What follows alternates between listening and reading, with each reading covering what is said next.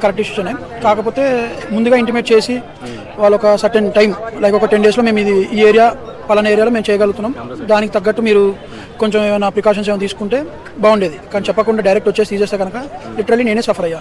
నేను ఒక ఎంప్లాయీని, work from home ఇచ్చారు, సడన్గా నెట్ అయిపోయింది. ఎలా how I can do work? చాలా ఇబ్బంది. ఇదని కాదు, plus 40,000 Airtel users, Airtel or Jio I don't know, but 20,000 some x వీళ్ళందరూ సఫర్ అయ్యారు. లైక్ పోల్స్ మీద ఇలా ఉన్నాయి, కేబుల్స్ ఎలా ఆడుతున్నాయి, డిస్టర్బెన్స్ ఉంది, చనిపోయారు. మన రామంతపూర్లో 5 చనిపోయారు. సో అందుకని డిసిజన్ ఎప్పుడు తప్పని చెప్పను, ఇది కరెక్టే. మనం చూస్తేనే మనకే అర్థమవుతుంది మొత్తం అన్నీ.